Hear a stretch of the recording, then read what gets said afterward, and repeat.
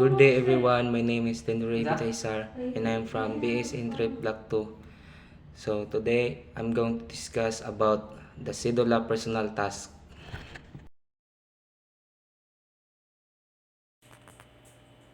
What is Sidula personal tax? Sidula personal tax o mas kilala sa tawag na Community Tax Certificate. Usa ni siya sa mga buwis nga dapat ginabayaran sa mga tao o mga residente diri sa Pilipinas nga naay mga trabaho or naay mga negosyo. Sidula personal tax. Explain the taxation system work and who exposed it.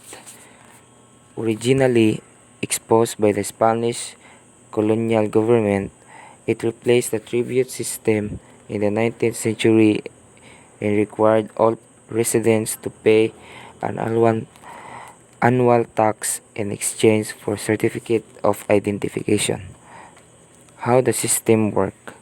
Abolition of tribute. In 1884, the Spanish crown abolished the tribute system or tributo, which had been a heavy burden on the Filipino populace since the 16th century. So, ang Sidula personal tax at kung paano ito gumagana. Ang Sidula o community tax ay bahagi ng local taxation system ng Pilipinas. Ibig sabihin, ito ay hindi national tax tulad ng income tax na binabayaran ng BIR, kundi local na buwis na pinangangasiwaan ng mga lungsod o ng ating munisipyo. Discuss its effects on Filipinos, positive and negative in its rule and governance. Positive effects and aspects. Taxes are the main source of income for the Philippine government. Without the taxes, the government would not have enough funds to operate or provide public services.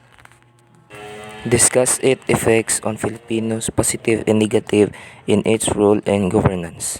Negative effects. Burden on low-income earners. Ang mga mahirap o karaniwang manggagawa ay madalas naapektuhan dahil pareho lang ang buwis na binabayaran nila kumpara sa mas mayaman, lalo na sa indirect taxes. Discuss its effects on Filipinos, positive and negative in its rule and governance. Rule of governance. Main source of government revenue. Ang buwis ang pinakamahalagang pinagkukunan ng pondo ng pamahalaan. Sa pamamagitan ng buwis, nagkakaroon ng pera ang gobyerno para sa mga proyekto at serbisyo tulad ng edukasyon. Taxation and history. Shift from goods to money. Historically, taxes were often paid in labor or in-kind payments like agricultural products. Today, taxes are almost exclusively collected in money. Taxation before was a sign of obedience to rulers or colonizers. Today, it is a civic duty that supports the government and helps build the nation.